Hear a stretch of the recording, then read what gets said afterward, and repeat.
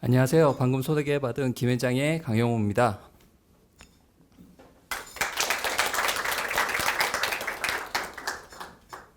지금 7시 51분인데요. 저에게 주어진 시간이 딱 20분입니다. 그래가지고 이 내용을 길게 하자면은 몇 시간도 충분히 할 수 있는 내용이지만 딱 20분에 맞춰서 발표를 하도록 하겠습니다. 제목이 조금 거창하긴 한데요. 우리 이제 금융보안 선진화, 사실 이게 2년 전에 발표를 했죠. 그리고 작년에 TF를 운영하면서 좀 많이 구체화하고 작년 말에 이제 발표를 했습니다. 올해는 주로 이제 망불이 관련된 내용이 많은데, 작년에 이 금융보안 선진화 TF에 제가 이제 외부 위원으로 참여하면서 사실 망불 얘기를 제일 제가 많이 했었어요. 이 TF에서. 근데 저만 얘기를 너무 많이 해가지고 아무도 도움을 안 주셔가지고 사실은 그 망불리 얘기가 작년에는 좀 이렇게 진행이 좀 규제 완화나 이런 게 진행이 잘 안 되다가 올해 또 정말 많은 분들이 또 이제 말씀을 많이 해주셔가지고 이제 아주 최근에는 이제 그 로드맵까지 발표하는 그런 단계까지 왔습니다. 이 금융보안 선진화는 크게 두 가지로 보시면 됩니다. 크게 두 가지. 첫 번째, 금융보안 관련된 금융회사의 그 금융보안 거버넌스 강화. 그 다음에 두 번째는 우리 규정 중심의 규제에서 원칙 중심의 규제로 바뀌는 거. 이렇게 크게 핵심 사항은 그 두 개입니다. 그리고 나머지 사항들은 되게 많은데 그 핵심은 그 두 개이고, 우리 금융보안 선진화가 담고 있는 내용들 워낙 많은데 그거 말씀 오늘 다 드릴 수는 없고요. 여기 제목에 있듯이 그 의미가 뭔지, 그 시사점이 뭔지 그거를 조금 말씀드리고 앞으로 어떤 식으로 나가면 좋을지에 대해서 말씀을 좀 드리고자 합니다. 네, 순서는 이와 같습니다. 선진화 주요 내용 아주 간략하게만 짚고 넘어가겠습니다. 지금 진행되고 있는 전자금융 감독규정 개정을 시작으로 이제 금융보안 선진화가 이제 1단계로 시작이 되고 있는데, 2단계는 이거 여기 오타가 있네요. 2단계는 사실 법률 개정이죠. 법률 개정. 근데 법률을 먼저 개정을 해야 되는데 법 개정이 사실 4년 전부터 추진하다가 여러 가지 다른 이유로 그게 법 개정이 지금 무산이 됐죠. 그래서 아마 내년쯤 다시 시도할 걸로 예상하고 있는데, 그래서 먼저 할 수 있는 것부터, 금융당국에서는 법은 원래 이제 국회에 통과돼야 되는 거니까 먼저 할 수 있는 것부터 먼저 하자. 그래서 감독 규정부터 먼저 개정을 하고 그 다음에 2단계로 법률 개정해서 법률 개정에서 이제 그 실질적으로 금융보안 거버넌스를 강화할 수 있는 내용들, 특히 금융보안에 대해서 이사회의 책임을 물리기 위한 작업들, 그런 것들을 진행하고 3단계에서는 자율보안 체계로 전환하는 그런 순서대로 금융보안 규제 선진화를 추진을 한다고 발표를 했었습니다. 2년 전에 그렇게 발표를 했습니다. 이거를 이제 좀 도표화한 거는 이와 같습니다. 그러면 전자금융 감독 규정 개정안에 대해서 간략하게 말씀을 드리겠습니다. 이것도 말씀을 드리기 시작하면 사실은 뭐 3시간도 5시간도 말씀드릴 수 있는 내용들이 워낙 많아서 아주 간략하게만, 기본적으로 아주 세세하게 되어 있던 금융보안 관련된 규제, 다 그 규제는 전자금융 감독 규정에 있죠. 그 감독 규정에 있는 아주 세세하게 되어 있는 규정 중심의 규제들을 원칙 중심으로 바꾼다는 내용이 이 감독 규정 개정 사항의 핵심입니다. 그래서 대부분의 아주 많은 그 규제들이 삭제가 됩니다. 주로 내용이 아주 지엽적이고 미시적인, 아주 상세하게 적혀져 있는 부분, 뭐 건물에 대한 사항, 전산실에 대한 사항, 뭐 아주 뭐 손전등을 뭐 있어야 되고 뭐 이런 아주 상세한 내용들, 그런 내용들이 대부분 삭제가 되고 또는 규제가 과도하거나 아니면 실질적으로 제재나 지적 사례도 거의 없거나 뭐 이런 것들을 대부분 다 삭제가 되고 가이드 같은 데에 들어가게 됩니다. 그와 반대로 규제가 강화되는 부분이 있는데 이거는 이제 재해복구센터 관련된 부분. 이제 카카오 그때 그 화재 센터 화재 사건 이후로 이 부분에 대해서 중요성이 좀 더 강조되고 있습니다. 그리고 이제 현행 유지되는 부분 뭐 이런 것들이 있습니다. 이것도 넘어가고요. 실질적으로 중요한 그 의미가 뭔지에 대해서 설명을 좀 드리고자 합니다. 그럼 규정 중심의 규제에서 원칙 중심의 규제로 바꾼다고 하는데 그게 뭐고 그러면 뭐가 다른 거냐? 에 대해서 간단하게 말씀드리자면 규정 중심의 규제는 이제 행위 규칙을 법령이 일일이 열거하는 포지티브 방식입니다. 하지만 이제 원칙 중심의 규제는 핵심 원칙만 명시하고 나머지 자세한 것들은 알아서 하자입니다. 알아서. 영국을 중심으로 주요 선진국들은 원칙 중심의 규제를 하고 있습니다. 그리고 일부 이제 그 다른 미국과 일본 같은 경우는 규정 중심의 규제와 원칙 중심의 규제를 좀 혼합해서 사용하는 형태입니다. 그건 뭐 제가 주장한 게 아니라 관련된 논문에서 이제 그렇게 밝히고 있고요. 이 금융 규제에 있어서 규제도 뭐 다양하지만 우리 금융 쪽에 있어서 규제는 규정 중심보단 원칙 중심으로 하는 게 법적 합리성을 높이고 금융 혁신을 유도하게 아주 바람직하다는 그런 의견들이 대부분 있습니다. 근데 이 원칙 중심의 규제가 규제의 자세한 부분을 삭제한다고 해서 이 규제의 수준을 낮추는 거냐 이렇게 조금 오해하실 수 있는데 그거는 규제의 그 수준을 완화하는 의미가 전혀 아닙니다. 금융회사는 그 규제를 받는 수범자는 더 많은 자율권을 얻는 대신 이 규제 과정에 참여를 하게 되는 겁니다. 실질적으로. 그렇기 때문에 책임 의식과 자기 통제 능력이 필요합니다. 이게 이제 자기 통제 능력이 어떻게 보면 핵심입니다. 그래서 이와 같은 것을 결론을 내리자면 금융규제에 있어서 법적 합리성을 높이고 금융혁신을 유도하기에는 원칙 중심으로 규제가 바람직한데 근데 원칙 중심 규제는 주로 선진국들이 하고 있거든요. 그거는 그 규제를 받는 금융회사의 책임의식과 이 자기 통제 능력이 동반이 돼야 합니다. 한마디로 능력이 있어야지 할 수 있는 거랍니다. 당국뿐만 아니라 규제를 받는 측도.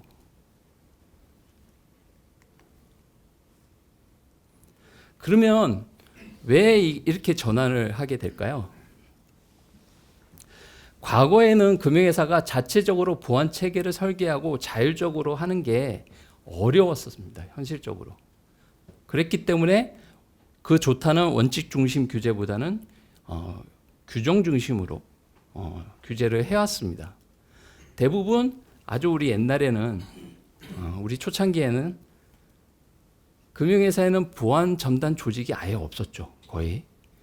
보안 담당자가 전담하는 보안 담당자가 아예 없은 적도 있습니다. 그런 회사도 많았습니다. 특히 중소형 금융회사의 경우. 아니면 한두 명이 하든가.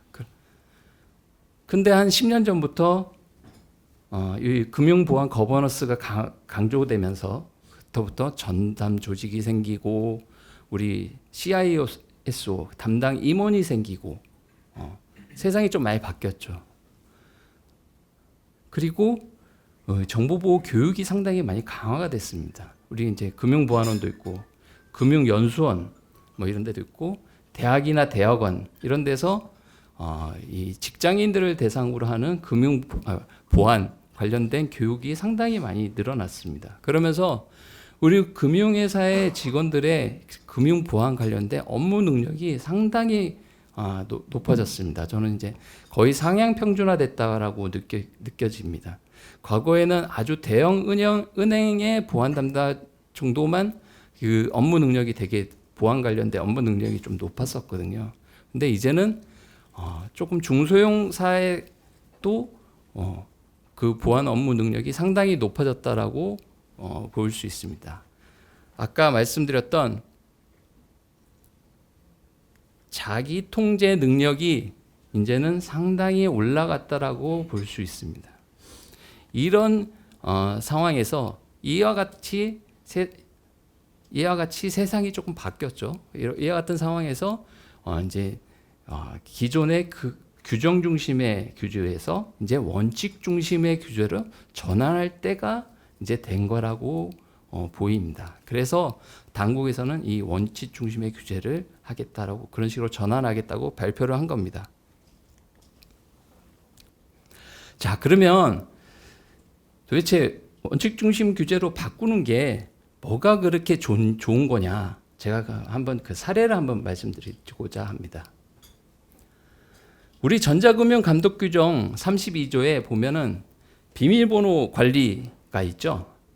네. 그래서 뭐 비밀번호는 뭐 8자 이상 쓰고 뭐 문자 숫자 특수 문자 섞어서 쓰고 분기별로 바꾸고 뭐 이런 내용들이 아주 자세하게 적혀져 있습니다. 근데 그게 우리 금융당국에서 그냥 만든 게 아니라 사실은 그 선진국에서 베껴온 거거든요. 미국의 니스트 이제 표준 IT 기술 표준 관련된 기관인데 니스트에 보면 패스워드 가이드라인이 있습니다. 거기에서 그렇게 하라고 했었어요. 그거를 우리 키사가 베껴왔고 키사가 베껴온 거를 키사의 패스워드 선택 및 이용 안내서라는 게 있거든요. 그거 니스트의 패스워드 가이드라인을 키사가 베껴왔고 그거를 감독 규정에서 금융당국에서 다시 베껴온 거거든요. 이렇게 단계적으로. 근데 2017년도에 그 패스워드 가이드라인이 니스트의 패스워드 가이드라인이 바뀌었어요. 어떤 식으로 바뀌었냐? 여기 보면은 패스워드 should not expire. 패스워드는 유효 기간을 설정하지 말라는 얘기거든요. 한마디로 우리 분기별로 바꾸라고 했던 거 그거 틀리다. 그렇게 하지 말라라. 그리고 여기 보면은 이런 스페셜 캐릭터나 뭐 이런 거 조합 이런 거 쓰지 말라. 그런 규제 하지 말라는 얘기거든요. 그러니까 미국의 이 이제 학자들이 연구해 본 결과 패스워드를 주기적으로 바꾸는 게 보안에 도움이 되지 않는다. 그리고 문자, 특수문자, 숫자 섞어서 하도록 강제하는 게 오히려 안전하지 않은 거다. 왜 그럴까요? 네. 패스워드를 자꾸 바꾸게 되는 게 오히려 위험하다. 자꾸 스페셜 문자를 쓰도록 하는 거 예를 들면 그래서 이제 그렇게 규제를 하니까 1 느낌표 2개 뭐 이런 식으로 많이 쓰잖아요, 사실은. 그게 오히려 패턴화가 되기 때문에 그게 더 위험한 거다라고 분석을 한 겁니다. 근데 사실 미국 내에서도 논란은 좀 있습니다. 진짜 저렇게 바꾸는 게 맞아? 사실 학자들 간에 다른 의견도 있긴 하지만 어쨌든 미국의 이 가이드라인이 이렇게 바뀌었습니다. 그래서 이 바뀐 거를 2017년도에 바뀐 거를 키사가 똑같이 이제 바꿨거든요. 자, 이름을 보시죠. 니스트는 가이드라인입니다. 키사가 발간한 것도 이용 안내서입니다. 가이드 뭐 비슷한 거죠. 근데 우리는 뭐죠? 전자금융 감독 규정이죠. 법규입니다. 법적 강제력이 있는 우리 금융당국만 강제력이 있는 이 법규에 이런 기술적으로 아주 세부적인 내용을 담고 있습니다. 자, 가이드니까 쉽게 바꿀 수 있죠. 기술적으로 기술 흐름에 따라서 쉽게 바꿀 수 있죠. 니스트 쉽게 바꿨습니다. 키사도 쉽게 바꿨는데 우리 금융당국은 이걸 못 바꾸는 거예요. 왜냐? 법규이기 때문에. 법규는 쉽게 못 바꾸거든요. 사전 예고도 해야 되고 규제개혁위원회도 갔다 와야 되고 여러 가지 많은 검토도 해야 됩니다. 이러기 때문에 기술적인 아주 세부 사항을 우리 법규에 규제화시키는 것은 바람직하지 않다는 것입니다. 그래서 이렇게 규정 중심의 규제보다는 원칙 중심의 규제로 패스워드는 안전하게 관리해라. 이런 식의 원칙 중심의 규제로 하는 게 바람직하고 당국에서는 그렇게 추진을 하고 있는 겁니다. 자, 시사점을 좀 더 말씀드리자면 금융보안 거버넌스를 대폭 강화하는 겁니다. 금융당국의 시각에서는 이 금융보안을 현재 금융회사가 그냥 IT 기술에 관한 사항이라고 생각하고 있다. 이게 중요한 건데 자꾸 이 기술로 치부해버리는 그런 문제가 있다. 그래서 점차적인 관심이 필요하고 거버넌스 강화가 필요하다. 왜냐? 해외에서도 이미 이사회와 CEO가 금융보안에 적극 가담하도록 많은 제도들이 이렇게 되어 있습니다. 그래서 금융보안 선진화가 완성이 되는 최소한 2단계가 지나가면 좀 많이 바뀔 겁니다. 그럼 당국의 시각에서는 정부법 개정안, 원래 이제 통과는 안 됐지만 거기에는 시소를 사내이사로 등재하는 방안까지 넣었었습니다. 좀 굉장히 급진적인 변화인데요. 그렇게까지 이제 법이 통과되지는 않았지만 단계적으로는 나중에는 그런 식으로 가는 방향으로 될 거라고 예상을 합니다. 그만큼 이 금융보안 거버넌스가 굉장히 강화될 거로 예상이 됩니다. 3단계가 이제 자율보안이죠. 우리 자율보안 우리 알아서 잘 하는 게 자율보안이고 그게 이제 원칙 중심 규제의 어떻게 보면 그 최종 목표인데 어떻게 자율적으로 어떻게 해야 될까요? 네. 그거에 대해서 조금 말씀드리자면 우리는 그 힌트를 전자금융거래법 개정안에서 금융당국의 그 의도를 조금 알 수 있을 것 같습니다. 그 개정안에는 금융보안의 원칙이라는 조항을 만들면서 금융회사의 정보자산이라는 용어를 처음 썼습니다. 정보자산에 대한 보호를 의무화하도록 하고 있습니다. 그동안 사용하지 않았던 정보자산이라는 용어를 이제 정보법 개정안에 넣으면서 이 정보자산이라는 용어는 우리가 주로 ISMS나 이런 데서 사용하는 용어거든요. 그래서 정보가 흘러다니는 모든 것에 대해서 모니터링하고 리스크 관리해야 된다는 그런 의미거든요. 결국 자율보안은 이 정보자산이 자주 언급되는 이런 ISMS 기반의 프레임워크 조금 변형될 수는 있겠죠. 그와 같은 방식으로 구축하는 게 저는 바람직하다고 생각합니다. 그 다음에 아까도 말씀드렸다시피 이 원칙 중심의 규제는 규제를 완화하는 게 아닙니다. 실질적인 거는 규제를 강화하는 겁니다. 사실 위험에 비례한 규제 체계를 도입한다고 하면서 주로 중대형사에게는 훨씬 더 강화된 보안 체계를 요구하는 겁니다. 이 원칙 중심의 규제는 사후 책임을 강화하는 그런 의미를 다 갖고 있거든요. 그래서 사고가 나거나 아니면 자율보안 체계가 조금 부족하다고 느껴지거나 스스로 구축한 자율보안이 그럴 경우에는 훨씬 강화된 제재가 예상이 됩니다. 그리고 금융회사 내규를 정비할 필요가 있습니다. 그간 금감원 IT 검사에서는 우리 법규에 위반한 사항 위주로 지적 제재, 거의 제재는 법규에 위반한 사항들을 대상으로 했습니다.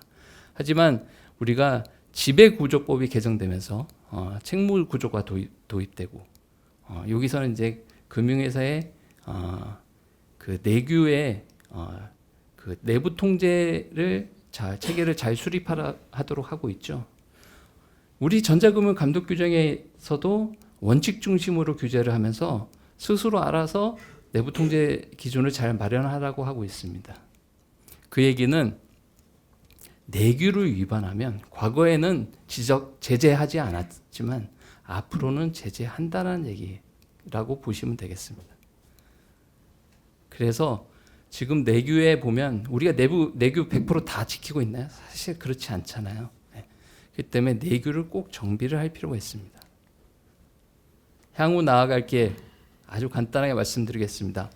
지금 1단계만 완성 단계인데 이 선진화 방안의 2단계, 3단계를 추진할 필요가 있고 자율보안 체계를 아주 잘 구축한 금융회사에 대해서는 인센티브를 줘야 되는 거 아니냐. 이건 사실 저의 주장이 아니라 금융연구원에 있는 서병호 그 연구위원님께서 주장하신 건데 저도 100% 동의하기 때문에 넣었습니다. 사실 이 보상이 없으면 이 보안에 대한 그 막대한 투자를 할 수밖에 없는 상황인데 이거를 비용으로만 인식하게 될 수 있고 그러면 결국 금융보안이나 혁신과는 거리가 멀어질 수 있다라는 그런 의견입니다. 그래서 인센티브가 필요하다는 얘기입니다. 마지막으로 그 뜨거운 망불리 지금 얼마 전에 발표했는데요. 이것에 대해서도 저는 원칙 중심의 규제가 필요하다라고 생각을 합니다. 물론 로드맵 발표에서도 마지막 최종 단계는 이런 원칙 중심으로 가겠다라고 발표를 하긴 했는데 조금 더 서둘러서 이거를 갔으면 좋겠습니다. 사실 지금 발표드린 금융보안 선진화의 의미와 나아갈 길에 대해서는 금융보안에서 발간하는 개간지라고 하더라고요. 이게 계절마다 나오는 그 전자금융과 금융보안 아마 받아보고 계실 겁니다. 회사에서 요구에 이제 9월 초에 발간되는 이 개간지에 제가 리딩 아티클로 이 글을 싣게 됐습니다. 그래서 처음 싣게 되고 지금 시간이 얼마 없어서 이제 발표를 마쳐야 되는데요. 이 내용은 여기 자세히 있으니까 살펴보시면 되겠습니다. 그리고 한 가지 딱 더 금융보안 워크숍이 이제 제가 주관을 해서 하는 행사인데요. 올해는 10월 17일, 18일 날 하고 있고 작년, 재작년 1, 2회 아주 성황리에 잘 진행이 됐습니다. 이번 행사에서도 이제 금감원에서 망불리 담당하는 팀장이 와서 발표를 해줄 거거든요. 그래서 망불리 지금 TF에서 진행되는 내용, 그다음에 또 비하인드 스토리 뭐 이런 것들까지 다 발표를 할 겁니다.